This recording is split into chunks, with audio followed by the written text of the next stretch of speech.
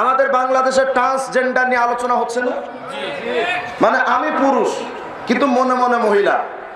কয় নাম কি? কয় পুরুষ আর তার মহিলা, ছেলে আর তার মেয়ে। টোটাল লিপস্টিক দিয়া আইলানা মাস্কারা লাগানোর পরে বাসছে মহিলা। এই যে ট্রান্সজেন্ডার নামক যে একটা ভ্রান্ত মতবাদ আমাদের সমাজে চালিয়ে দেওয়া হচ্ছে, যদি এটা প্রতিষ্ঠিত হয়ে যায় সমস্যা কি? যদি প্রতিষ্ঠিত হয়ে যায় মানুষের জন্য সমস্যা, স্বামীর জন্য সমস্যা, বাপ মার জন্য সমস্যা। মানুষের সমস্যা কি?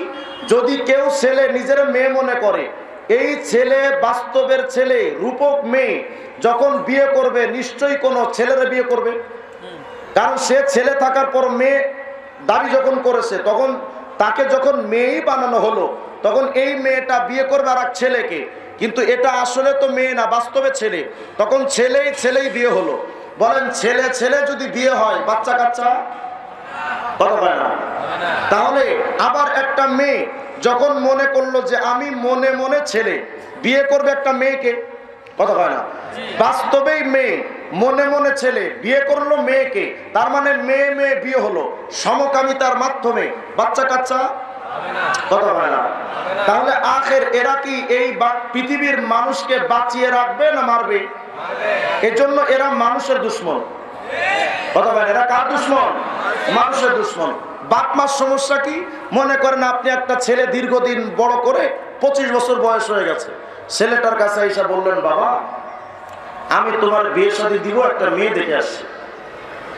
বিয়ের তারিখও ঠিক হলো, হঠাৎ ছেলেটা এসে আপনারে কইলো আব্বা কি সমস্যা? আমি বিয়ে শাদী করবো না। কেন? আব্বা আমি বাস্তবে ছেলে হলেও আসলে মনে মনে কিন্তু আমি মেয়ে। অর্থাৎ আমার জন্য আপনি কোনো ছেলে মেয়ে দেখতে পারবেন না, আমার জন্য ছেলে দেখেন। বাপের ইজ্জত থাকবে? আর কথা হয় না।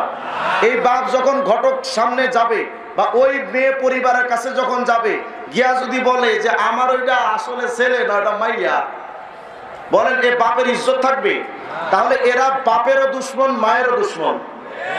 আবার যখন একটা স্বামী যখন একটা মেয়ের বিয়ে করলো, হঠাৎ মেয়েটা একদিন বলে বসলো, মনে করেন একটা ছেলে একটা মেয়ের বিয়ে করলো, হঠাৎ করে ছেলেটা একবার দাবি করলো যে আমি আসলে ছেলে হলেও মনে মনে কিন্তু মেয়ে। তখন বউ তারে স্বামী ডাকবে না আপা ডাকবে?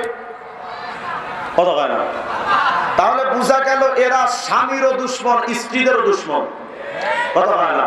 ট্রান্সজেন্ডারের মতো হাস্যকর তথ্য এই উপমহাদেশে তাদের পক্ষেই সম্ভব যারা দাবি করে তাদের বাপ দাদারা বান্দর ছিল। এখন প্রশ্ন হলো হুজুর এই ট্রান্সজেন্ডার আইনটা আসলো কিভাবে?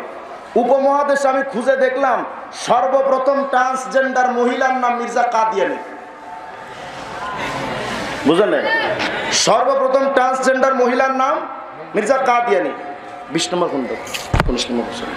এটা হলো রুহানি খাজান 19 নম্বর খণ্ড। 19 নম্বর খণ্ডের 50 নম্বর পৃষ্ঠার মধ্যে মির্জা কাদিয়ানী, এখন লম্বা আলোচনা, পড়তে গেলে সময় লাগবে, बहुत लंबा आलोचना। मेरा नाम मरियम रखा, एरपरे कय